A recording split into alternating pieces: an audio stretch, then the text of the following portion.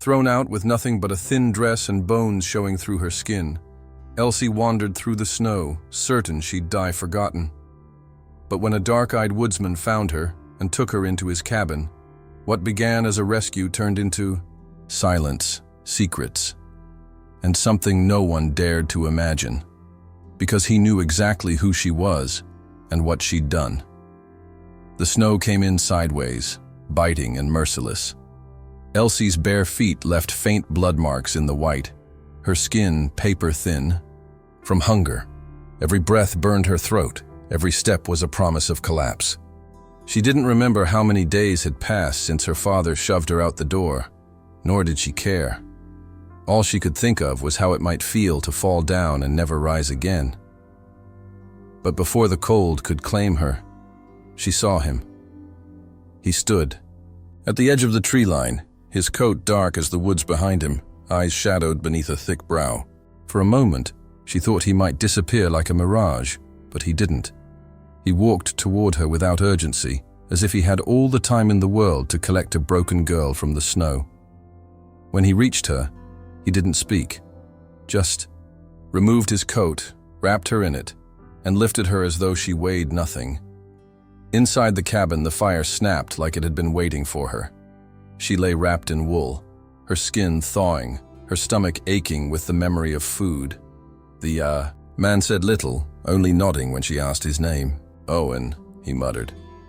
But even then, something in the way he avoided her eyes made her doubt.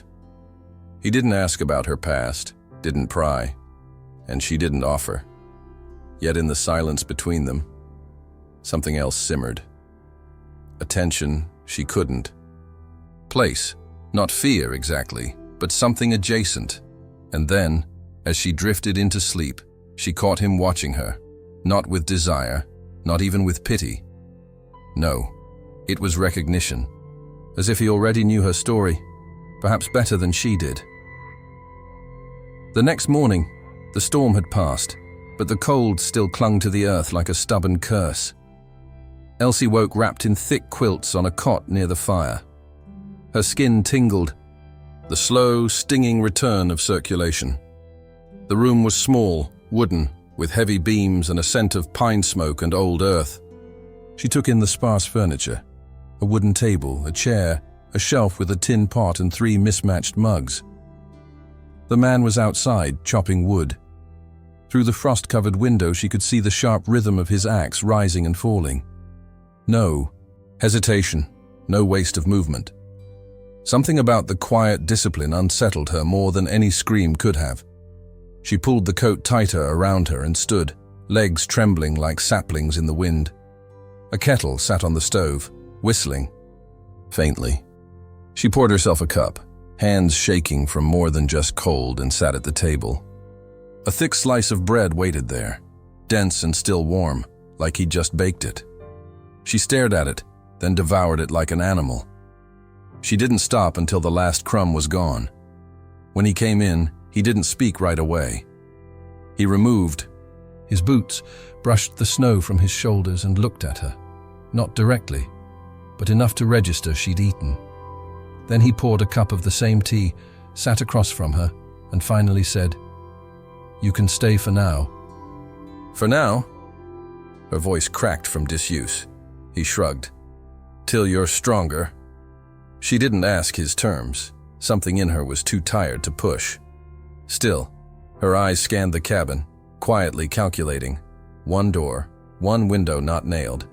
Shut, 1 knife resting on the shelf near the wood stove. "You live alone?" she asked, a nod. "Why did you help me?" He looked at her then, fully. Dark eyes that held no warmth, no cruelty, just a long, unreadable silence. Then he said, "Because no one else would." That answer should have comforted her. It didn't. That night, after he banked the fire and she curled again beneath the quilts, she heard something she hadn't expected. A voice, low, strained, from the far side of the room. He was speaking in sleep, or maybe dreaming too. Loud to stay silent. He said her name, not in confusion, not in curiosity, but like someone who'd said it before, many times, and not with kindness. The days passed like cold syrup, slow, thick with silence. Elsie healed in fragments. Her strength returned in pieces. First her appetite, then her voice, then her curiosity. But with each bit of life that crept back into her body, she noticed the walls of the cabin didn't get any closer. They stayed just as distant, just as silent, just like the man who barely looked her in the eye. He didn't offer small talk. When he spoke, it was about practical things: the woodpile, the water bucket, the weather. No questions about who she was or where she came from. At first, she was relieved, then wary. Because there's a difference between kindness and avoidance, and he leaned too far into the second. She learned his rhythms. He rose before dawn, chopped wood until his shoulders glistened with sweat, then worked on something behind the cabin she wasn't allowed to see. When she asked what it was, he only said, "Not for you." Not cruel, but final. Like a gate swinging shut. He cooked. Always simple things: beans, rice, stew made with root vegetables he must have gathered before the first snow. She offered to help, and he let her, reluctantly. They stood shoulder to shoulder in the small kitchen space, their movements a kind of quiet choreography. At one point, her hand brushed his as she reached for a spoon. He flinched. Not dramatically, just enough that she noticed. One afternoon, he caught her near the door while he was coming back in. "Going somewhere?" he asked, not smiling. She shook her head. "Just needed air." He didn't answer. Just stared for a second too long, then stepped aside to let her pass. She stood on the porch for 10 minutes, breathing the sharp, icy air, wondering why a man who claimed to be her savior kept acting like her warden. That night, she tried to sleep, but couldn't. Something tugged at her thoughts, something buried. She wasn't just healing. She was being watched, studied, like she was part of some long, unfinished equation in his mind. As she rolled over, the floor creaked behind her. She froze, then slowly turned. He was standing near the fire, one hand gripping the mantle, the other holding something small, a silver locket, her locket, the one she hadn't seen since before the night. Everything fell apart. She didn't even remember losing it, but he had it, and he was looking at it like it belonged to him. Elsie didn't confront him about the locket. Not that night, not the next. Something inside her, some leftover instinct from a life that demanded caution, told her to wait, watch, understand before striking.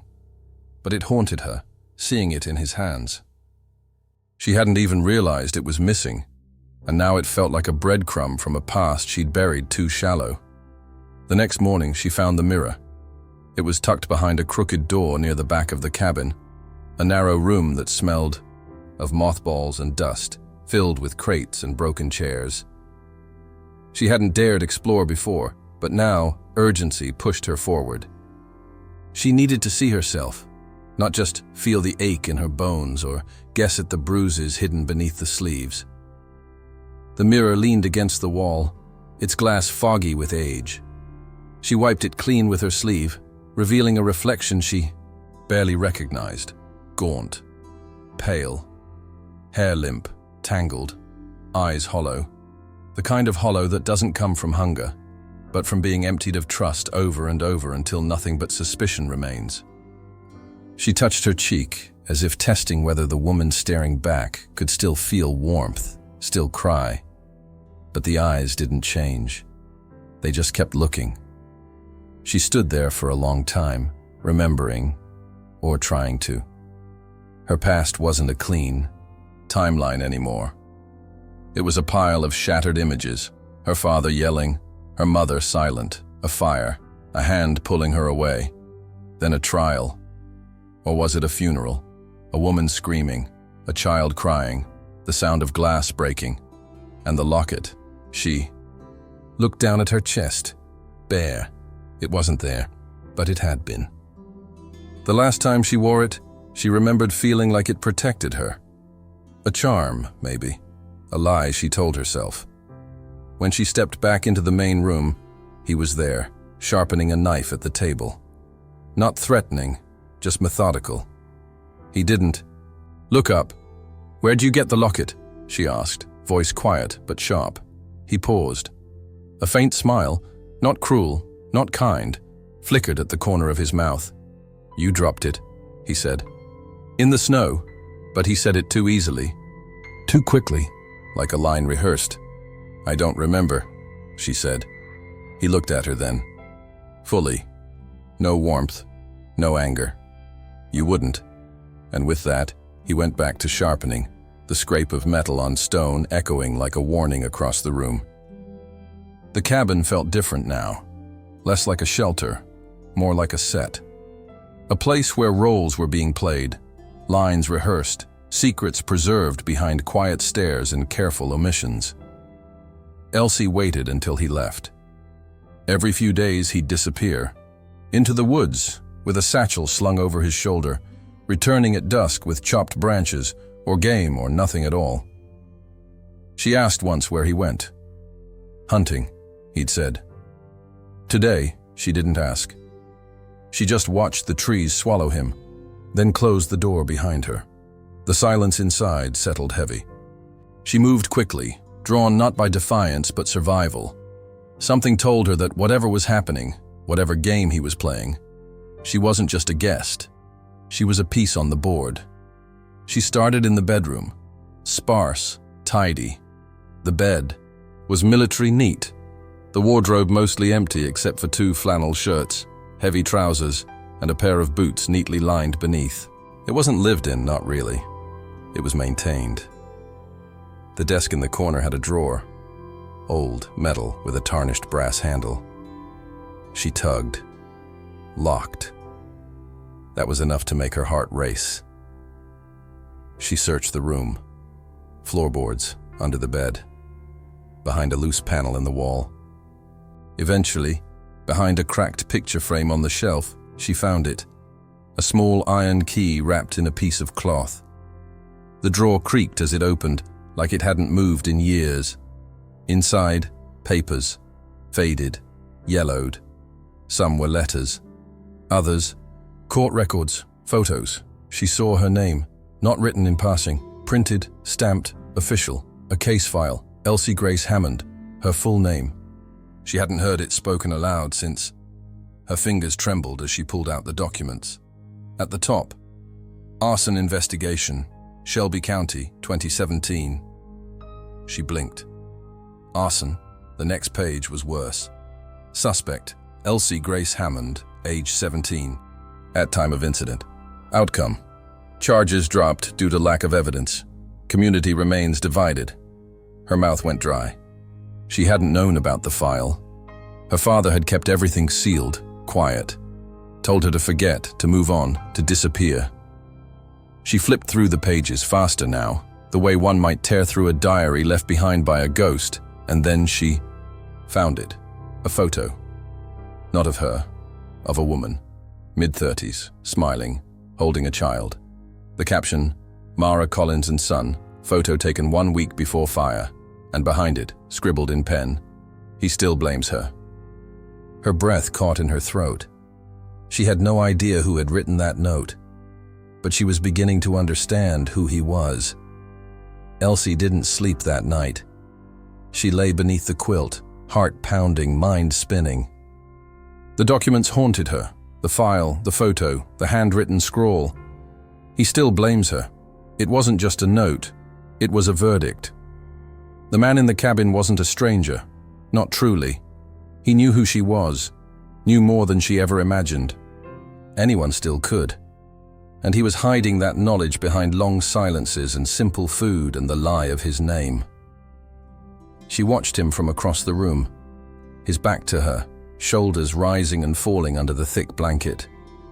He slept heavily, like a man used to danger, unafraid of what might come in the night. But just past midnight, he began to speak. It started as murmurs, fragments. At first she thought it was the wind, then the words sharpened. She was there, I saw her. A pause. His breathing changed. No one believes me. No one ever did. Elsie sat up slowly, afraid to make a sound. They said accident. But fire doesn't move like that. Not like that.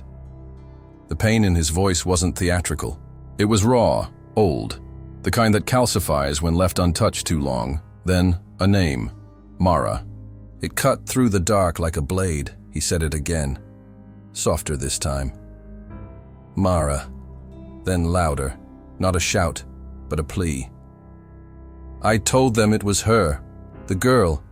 I saw her. I know what she did. Elsie pressed a hand to her mouth.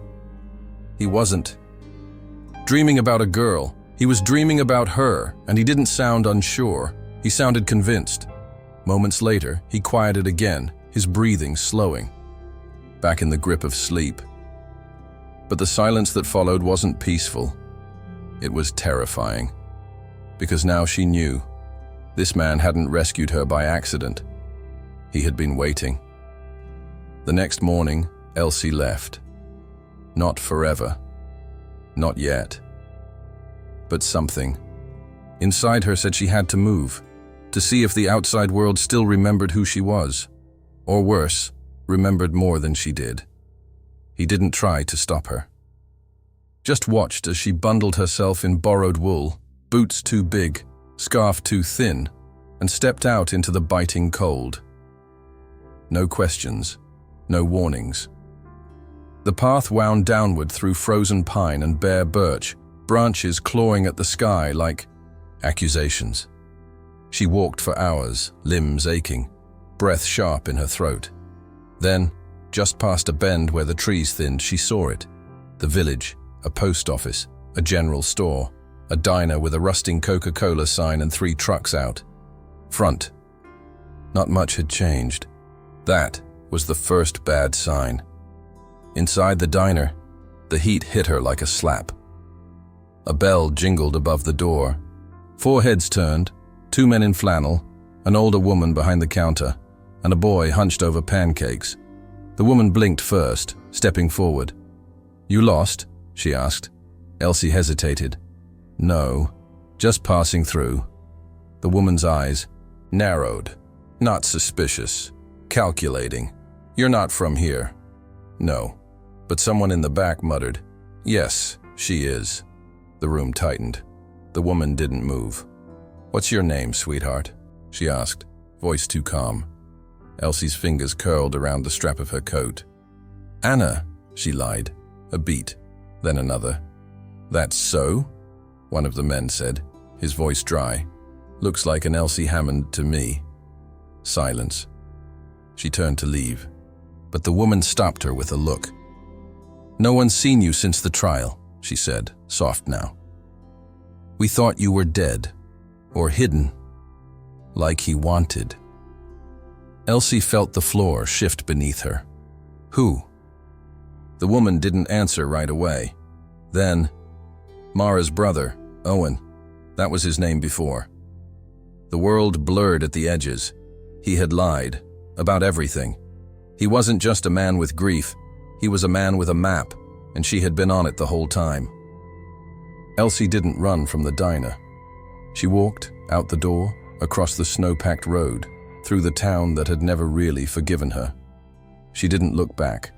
Not at the man who had named her, not at the woman with pity in her eyes, not at the ghosts hanging from the telephone wires like frozen memories. Back in the forest, her feet moved faster. The cabin appeared like a bruise against the white, familiar now, but not safe. Never safe. She pushed the door open and found him sitting at the table, sharpening that same knife, calm as ever. "You're not Owen," she said. He didn't flinch. "No." She stepped closer. "Your name is James Collins." That got a reaction. His jaw tightened. The knife slowed. She dropped the folder onto the table. "I went to town." Still no words. Just silence. Like always. "You knew who I was the second you saw me," she said. "Didn't you?" He looked at her, eyes darker than the storm outside. I did. There it was. The confession. Why? She asked, voice shaking now. Why bring me here? Feed me? Heal me? What is this? Revenge? James stood slowly, folding the knife back into its sheath. He didn't move toward her, just stood, like a man standing at the edge of something bigger than both of them. My sister died in that fire, he said quietly. And her boy. Nobody believed it was on purpose, said it was faulty wiring, but I saw the girl who ran from the house. Her hair, her face, her necklace. He pulled the locket from his pocket, set it on the table like a challenge. You, Elsie, stared at it, the weight of it, the memory it carried. I didn't light the fire, she whispered. He said nothing. I was there, but it wasn't me. Still silence. But his eyes, something shifted in them. Not belief, not yet, but something softer than rage, something that might one day become it. Then why run? He asked. Because I was 17. Because my father told me to shut my mouth. Because the world had already picked its villain, and I wore her face, but she didn't say that. She just whispered, because I thought no one would care enough to ask. The cabin was quiet, save for the wind needling at the windows and the slow tick of the stove's cooling metal. Elsie sat on one side of the table, James on the other. Between them lay the locket and a silence stretched so thin it could have torn. I remember that night, Elsie said, voice low. But not the way you do. James didn't respond. He just stared, jaw clenched, knuckles white around the edges of his hands. I didn't start that fire, she continued, but I saw who did. That made him look at her. You saw someone? She nodded. It was Mara, your sister. His breath hitched, so faint it almost went unnoticed. Elsie swallowed hard. I didn't understand at first. I thought it was an accident. But then I heard her yelling, screaming at someone on the phone, about being done, about insurance, about how no judge would take her son away. James shook his head, slow. No. She poured something, Elsie said, more to herself than to him now. I remember the smell. She didn't see me. I was coming to return a book she lent my mother. I never made it to the door. He stared at her like she was rewriting his entire world with a handful of fragile words. And then the explosion. It wasn't big, but the flames. They caught so fast, I ran. I ran before anyone saw me. But someone did. You. James's voice cracked, the anger folding under something else now. Disbelief, grief, maybe even guilt. I saw you run from the smoke, he said. I saw your hair, your face. You were terrified. You thought it was fear of what I'd done, but it was fear of what I couldn't stop. She looked down. I told my father. He told me to forget it, that Mara was respected, that no one would believe a girl like me. I think he made sure no one would. James sank into the chair like his bones couldn't hold him anymore. All these years, he whispered, I hated the wrong person. Elsie didn't speak. There was no satisfaction in that truth, no triumph, just exhaustion. She stood, moving toward the fire, staring into the coals. Behind her, James whispered one last thing. The fire I've been carrying wasn't hers alone. I've been feeding it too. The snow began to melt that week, just a little. Droplets running off the roof like tears, the ground beneath beginning to soften. Not quite ready for spring, but no longer locked in winter's grip. It mirrored something in Elsie, and in him too. James didn't speak much in the days that followed, but the silence had changed. It wasn't loaded now. It wasn't sharp. It was shared. She stayed. Not because she owed him, not because she feared him, but because for the first time in years she felt like she could exist without running. He rebuilt the fence near the back of the cabin. She helped, handing him nails, holding planks steady. They didn't talk about the past, not directly, but sometimes their hands touched. Sometimes their eyes met longer than they used to, and sometimes at night she'd wake to find the fire already stoked, her locket resting on the shelf, no longer hidden. One morning, she stood in the snow and looked out toward the road. "You could go," he said behind her. "You don't owe me your story anymore," she nodded. "I might. Someday. Will you come back?" A pause. "Do you want me to?" He didn't answer with words, just stepped forward and slipped something into her hand, a folded paper. Her locket, and the old photo of Mara and her son. "I've lived too long in the wrong version of this story," he said. "It's not forgiveness, not yet. But maybe understanding." She met his eyes, and for the first time, there was nothing dark in them. No accusation, no hunger for justice. Just a man trying to step out from beneath the shadow of his own grief. Elsie turned toward the woods, clutching the paper. The road ahead was uncertain, but so was the one behind her, and for the first time that didn't scare her. It felt like a beginning. If you've made it this far, it means this story touched you in some way. So don't leave without subscribing. It really helps the channel and keeps me motivated to share more stories like this. And tell me in the comments, where are you watching from? And which part of this story moved you the most?